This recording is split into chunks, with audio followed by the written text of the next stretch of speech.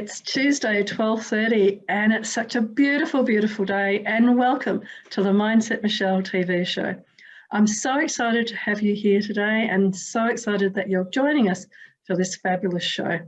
And my guest today is an amazing, incredible, fabulous person as well. And I'm so excited to welcome today Julian Mather. Hello, Julian. Hello, Michelle. Just pump me up like that. Blow smoke up my patootie. That's great. I'm happy for you to do it. Thank you, Julian. And Julian, for those that aren't aware, is the video magician. He is this incredible, amazing person. And I know I say fabulous so often, but he is a fabulous person. And his background is so interesting and so exciting, ranging from sniper through to videographer. So there's a lot of world travel there, a lot of camera work there. And nowadays, Julian is more well known for helping people to be better in front of the camera, like myself and others. And I'm so excited to have him here today so he can talk about his journey, but also share some tips along the way about how all of us can be better in front of the camera. So welcome, Julian. Would you like to tell people a little bit more about yourself? I sure would. Well, look, I did really well in school if you don't count learning. It was pretty key to my journey because I wagged school. I became brilliant at wagging school, but it was where I took myself. I took myself to the state library and I spent months and months in there. And I was poring over every book on photography, every book on photojournalism, because that's what I wanted to be. And then amongst all those like grainy black and white pictures all around the world, like a lot of the times the secrets are written between the lines. Well, it jumped out at me what I needed to do is that if I was going to be a photojournalist, it was not going to happen in Brisbane where I lived. I had to get out and see the world. And I had no idea. I mean, I'm like 17 and a half, 18 at this stage. And one day I was walking down the street and there was a bus shelter, and on the side of the bus shelter was an army recruiting poster. And it had these soldiers all dressed up in their camouflage and their rifles, but it was the trees because they were pine trees. And even in my simplistic young mind, I went, oh, they're not eucalypt trees, they're pine trees. That must be somewhere else in the world. Maybe that's an avenue for me. So long story short, I signed up to the army, and that's when the yelling started. And it went on for quite a long time because they said I could go in and be a photographer. And when I got in there, they said they didn't tell you that, did they? And they found me a lovely place in the infantry.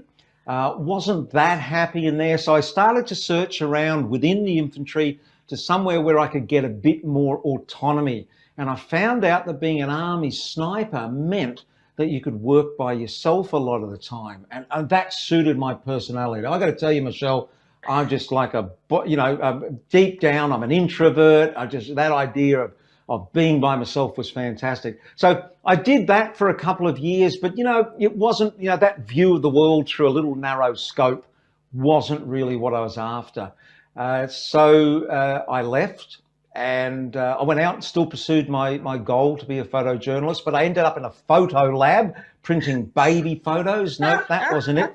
Finally got into ABC television on a traineeship and ended up staying there a short amount of time, like 25 years, I say. But I became a documentary cameraman, which is what I wanted to do. And it was what I called the second best job in the world. I mean, they would literally put a plane ticket in one hand, money in the other, kick me out the door and say, go tell people stories. It was a great gig. Went to great places, but it was the people in front of the camera who influenced my thinking. And they influenced my thinking so much that at the top of my game in television, I walked away. And I took this program an idea I'd been developing in my head for years. I was going to teach philanthropy to school children. So I took this program out into the world and it was a commercial failure. After 2 years, I had no money and I had to reinvent myself because my TV career had sailed off into the distance. Now, get this. Apparently, people don't trust the media. I know. What a surprise. As a cameraman, I always carried some magic in my camera vest, because magic is a really good way to break down barriers and to build rapport with people, to get them smiling and laughing a little bit. So I took these basic magic skills that I had, and I learned really quickly, and I reinvented myself as a professional magician. And I essentially did that for 5 years or so. And though I learned a lot, and I ended up doing about 2,000 magic shows, I learned like so much about presenting in front of people. It wasn't really what I wanted to do. I still wanted to affect some sort of change. I ended up with a YouTube channel based around magic, and it for a whole heap of reasons, it did really well. And it's still up there. It's called Julian's Magician School. It's got 30 million views and 140,000 subscribers. But I started to reach out to I started to look into the metrics of the people who were watching me. And I thought this was just kids. And I got this huge shock. There was a spike of males 35 to 55 years old who were watching me. So I reached out to them. I said, who are you? What are you doing watching me for here? They sent me back 33,000 words. I did a word count on it. And they spilled their guts. And they said, look, you know, all our life we wanted to be professional children's entertainers. And we know tricks, but we don't know how to put them together in a show. We don't know how to present them, and you show how to do that. So I said, well, if I was to do one more thing, you know, for you, what would it be? And I said, we want to know how to put a magic show together. So I created a course that became really quite successful. That led me on to having creating a company with a guy in the UK. We created the world's first online training academy for professional children's entertainers. That went well. And what we were essentially doing, we were teaching people hard skills like some magic, balloon twisting and juggling, but we were teaching them the psychology of change, because they were stuck here and they wanted to be unstuck over here, but they didn't know how. So that mindset and that psychology got them to there.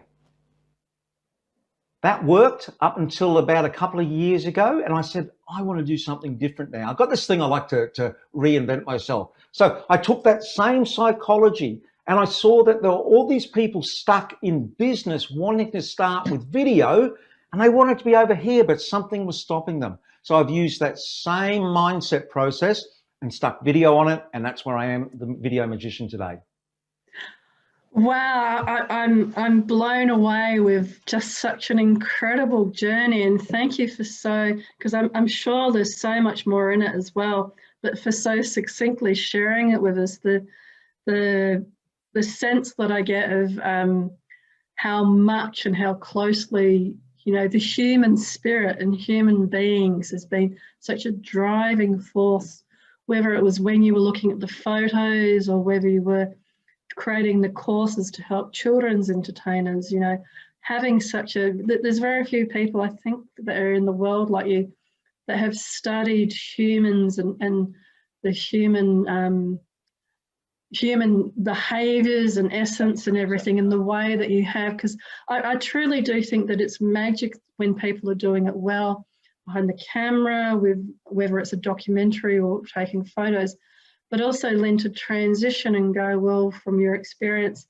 doing the children's entertainment, well, how do I join both worlds together? And it's that real masterful understanding that I think you've encapsulated so well in that story you've explained.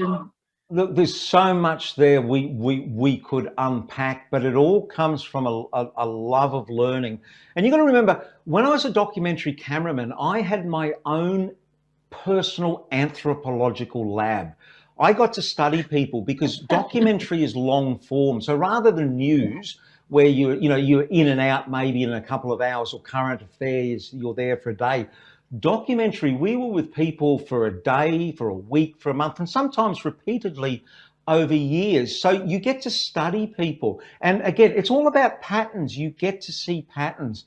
And I wanted to know, why were people in front of my lens there? Because generally they were there if something terrible or big had happened in their life, or for some reason that they were affecting change. And I didn't get it. I didn't feel like I could be part of that. So I wanted to know, and I was looking for patterns. And after studying for years, I finally worked it out. You want to know what it is? Well, I'm interested in hearing, and especially if this relates to what you, with everything that you've seen and you've done and the way that you've looked at humans and patterns, what do you think success is then? What does success mean to you? All right. So I'll just go back because this keys perfectly into that. So why were these people successful? What were they doing? And when I looked at it, because what we do, we would go with successful people. Now, success by many metrics. We're not just talking money. It could be education, you know, it could be belief, it could be status, it could be just, you know, joy of life, you know, whatever their success was. I wanted to know what they knew. And the common factor was we would work with them. And we would go, oh, can we film you, say, on Monday morning early? And I go, oh, no, I can't do it on Monday morning because I get up on Monday morning and I go swimming. Oh, well, what about Tuesday morning? Oh, well, see, Tuesday morning we get up early and we take the kids to, well, what about Wednesday evening? Oh, see, Wednesday evening, you know, there was always something they were doing. And that's when and the other thing is when you hang around with successful people long enough, you get to realize that they have a public persona, but behind it, they're just like you, they're just like me, they're just like each and every one of you listening out there. They're flawed, fallible human beings stumbling through life, just trying to make the most of it. And when I realized that, I went, oh, this is what it is extraordinary people are ordinary people who do extra. That's it. That was the common thing. And when I realized that, that was like a light bulb that went off in my head, because when you unpack that, it means if you want to be extraordinary, you have to be ordinary to begin with. And your honor, the world's most ordinary man. I've done a lot, but there's nothing I can point my finger at that I'm particularly good or, was blessed at. So, I'm a firm believer in successful people are made, they're not born, because I've seen a lot of people who could have been successful and it ended up going nowhere. That's so true. And I think that the thing that makes people extraordinary, and I love the way you put that, is that they do that extra work. I think that that's quite critical. And so what would be three or what would be your key tips that you would say to people, especially with your experience and background, would be your ways or your key things to actually being extra in their lives? And Meg, well, to me, so I follow this process I've called Own Up, Wise Up, Step Up. It's just and it's taken me years to come to this, but it's what I follow. And Own Up is about accepting responsibility. When I was an Army sniper, one of the things I loved doing was I got access to helicopters. I could literally book a helicopter, and it was great. They'd stick you in this helicopter and waka, and they'd fly you up to some remote location, and they'd drop you off, or you by yourself, or maybe with just one other person, and it was left up to you. And what they used to do, as you went, they said, have you got your rifle? Check. Have you got your radio? Check. Have you got your mirror? Check. And what they used to do is used to give us these little mirrors, they're just metal polished stainless steel mirrors. Now, there were many purposes for this. One of the ones, you start every day with one of these, and you'd be there and you'd be out, have all your camouflage paint on, and you'd go, mirror, mirror in the bush, who's the most handsome bloke in this bush? You are Julian, without a doubt. Oh, thank you, mirror. Roger out. So that kept the spirits up. But the most important thing they said with this mirror, they said, if you've ever got a problem, ask the man in the mirror, because he's the one who's going to sort it for you. And it was where I started to first get this idea about personal responsibility. And so anyone who's stuck, you want any sort of change in your life, it comes back to you deciding, you know, and there's just different choices we make and being responsible. You know, am I going to be a victim or a victor? Am I going to go on and keep reacting the same way I react to everything? Or am I going to learn to new ways to respond? And probably the biggest choice that you have to make is you have to decide, what am I going to leave behind to become something new? Because, you know, there's only so much space that we can take up as a human in what we do. And if you want to change part of that, become something new, you really have to be willing to leave something behind. And I clearly remember when I left television, as I was saying before, you know, it was me. It was everything about me. And I was sitting in my bench, actually upstairs here. This is, you know, I don't know, 13 years ago or something. And I was sitting on the bench and I was listening to an ABC radio program. Oh, this is really good. This is really good. But something went like that in me and I went, oh, I've got to leave that behind. And I just started crying. And it was like, and I don't mean crying, I mean like just bawling my eyes out. And what I was doing was I was mourning. I had made the decision.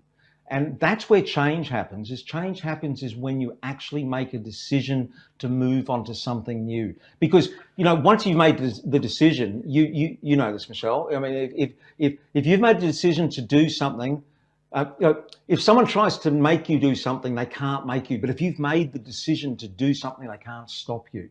And I think you raise a really good point there, Julian, with the grieving. I think, you know, when I talk about mindset, or when I hear other professionals talking about change and making those difficult decisions or choices at the time, I think that very few people talk about that process of grieving. And I think it's really important to recognize that.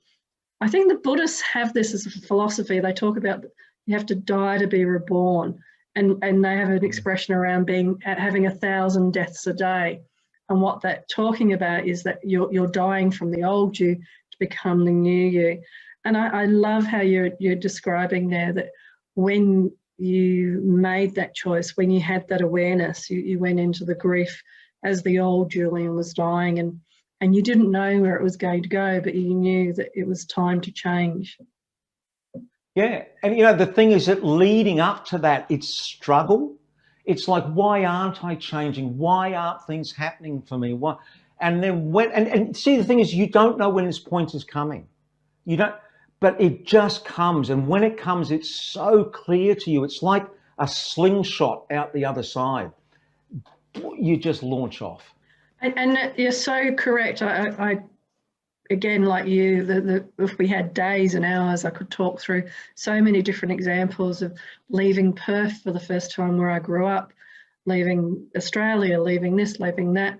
All of those quite significant choice points were things that I think with a lot of the work that I do, and I think you must be doing with the video side of things, is actually helping people to connect to that knowing, so that they let go of all of the noise that goes on and naturally goes on throughout the day, throughout your life, but to connect into that knowing so that you know when it's time to let go of the past and move into something new. Yeah, yes, complete agreement.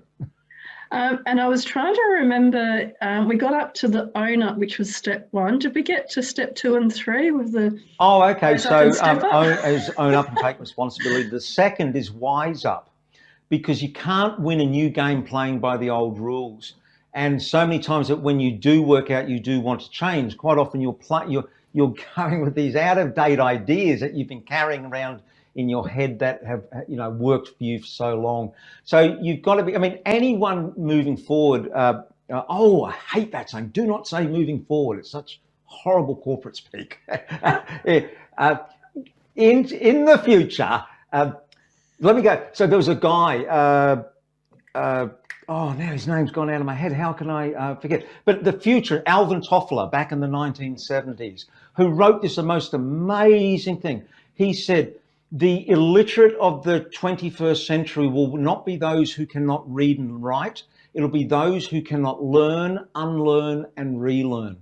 And this idea of being a lifelong learner is critical now more than it's ever been, because there's so much change that we're all finding ourselves unwittingly having to reinvent ourselves.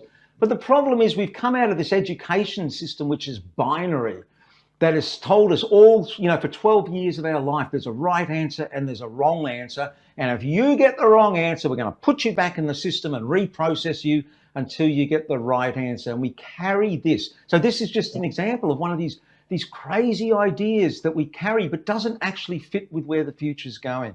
So the ability to enjoy learning, I think, is critical.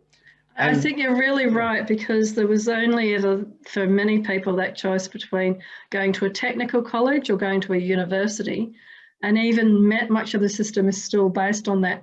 Whereas that third area of becoming an entrepreneur is something that, you know, many other countries and cultures have becoming an entrepreneur as a part of their system already. And I think in Australia, we're sadly lacking that kind of mentorship or pathways for people to learn about how to become an entrepreneur from a much earlier age than people like yourself and myself, where we're doing it as adults already and with careers that we've already been doing. And step number 3 is step up.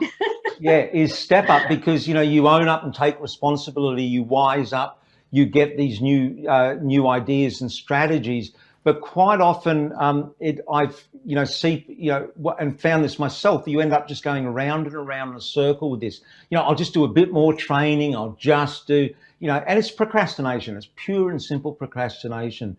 So you've got to have a point that you're going to step up. And I talk about it as going from sincere to serious, because I mean, I was sincere about wanting to change, and I meet all these other people, whether it's in video, everyone's sincere, but they're not changing, because again, it's the decision. It's when you've decided is when you take that little leap up into being serious about it. So that's the process, and I'm always double checking myself on that.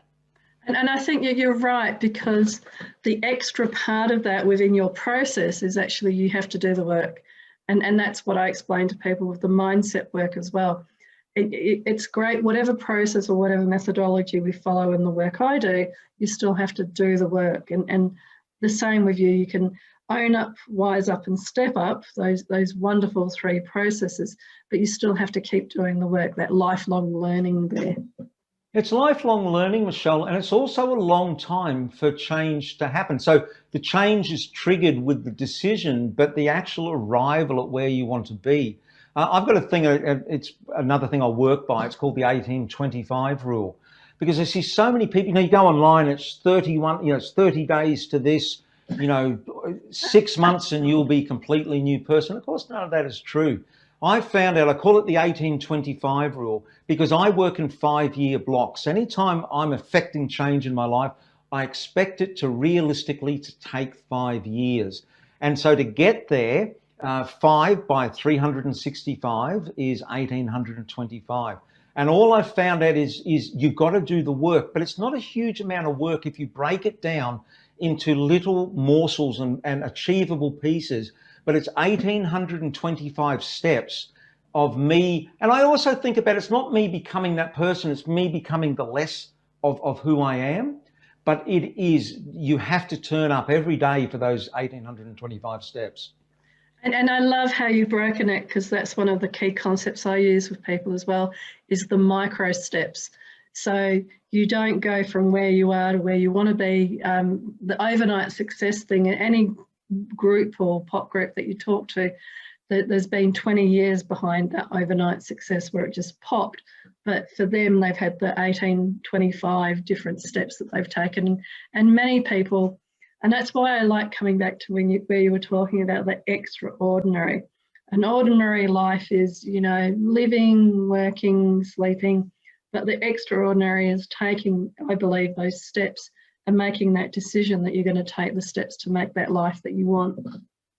Yeah, and it's not about being success. You know, it's not about, you know, when we talk about success, we just have this idea and we're online, we're on LinkedIn and success, you know, that typical version. It's not, it's about, you know, what sort of life do you want to live? I mean, I can tell you my measure of success. I'm so clear about this, and it took me years to arrive at this. So my measure of success is lack of regret. And I know that when I walk into a room, I'm often the richest person in the room based upon that metric. Yeah. Because I can hand on my heart tell you that apart from saying a few things to people when I just should have kept my mouth closed and not been so horrible, apart from that, I don't regret anything. You know, and so we've talked about some of my successes, but along the way, I've had so many failures to get to there. But that, you know, that's just part of the process. And I never regret any of that, because without that, I couldn't be the person sitting here today. I just could not be that person. That's wonderful. And I'm glad, because my very first question to you was, what does success mean to you? And I'm glad that we've been able to unravel that some more throughout this conversation, because it does mean different things to different people. It can be freedom, it can be money, it can be this. But I love your explanation as well of lack of regret, because I think we all live these very busy lives and we can forget sometimes how short in reality and how many versions of 1825 that we really do. So I can see that we're running a bit short now on time, but if there was one thing that you wanted to tell your younger self, what would it be? I got so, oh gosh, yeah, I know you were asking me this before, and I was going, I got so many. Yeah, I trained you well, Julian. These are the questions. You did. I would say early on is to stop comparing myself to other people, you know, because I'm human like everyone else. I'm able to sit here now, and a lot of people say I've got an energetic presentation style. It's because honestly, I don't care. I am, but that has come because I've learned not to stop comparing myself to other people, and like my whole life journey, I have no regret. I wouldn't change any of it. But if, you know, I could inject like some, you know, like fast track myself in any other way, and earlier me, I'd just say, stop it. Just stop it. It's a pointless exercise. It's very human, but stop it. And I so agree with you. I think that and for me, it's about building more of that self-belief when you're younger. We tend to get it more as we get older, and we care less about other people as we get older. And it is something that sadly, it's only now through people like yourself and other guests where I'm hoping to keep sharing this message of believing in yourself, whatever age you're at, because there is no tomorrow. Believing in yourself from today is what's important. It reminds me of that, you know, when's the best time to plant a tree? Well, 100 years ago, but today is the second best time. And so building that self-belief, when's the best time? Well, when you were younger, but today is the second best time to build the self-belief. And the other thing is that you just need to listen to as many people talk about it as possible, so you can hear it in different languages that resonate with you, because it never comes through in the first message. It continue. You need to hear it until, oh. So that's where I hear you saying tune in every week to the Mindset Michele TV show, so they can hear it from different presenters each week. And it's been so fabulous. But very quickly now, Julian, how can people connect with you? What's the best way to contact you? Look, the easiest way we're talking here is come and join me on LinkedIn. It's at Julian Mather. Everything on every channel on my website is Julian Mather. Just put the bits before and the bits after, and you'll find me. That's wonderful. It's been such a fascinating journey. I really love, again, the own up, wise up, step up, the extra and the extraordinary, and the lack of regret. Some brilliant, amazing points there, Julian. Thank you so much for your time today. I'm happy to be here. Pity I can't talk longer. Yes, I know. I wish that we did have a whole series of interviews with Julian. I'm sure we could drill down onto lots of the different areas in terms of your incredible experience and background.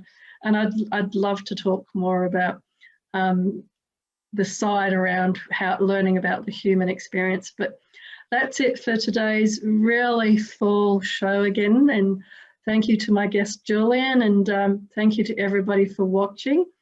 Next week, we have the amazing Adam Axford, and so there's a little bit of a synergy. We seem to be having lots of magicians here. Adam Axford is a professional magician, so there must be a lot of magic in the air is what I'm thinking. And so thank you again, Julian. Thank you. And to everybody that's watching, thank you for watching. It's been my pleasure and Julian's pleasure to host you for today on today's show. And until next week, be great, be fabulous, and be you.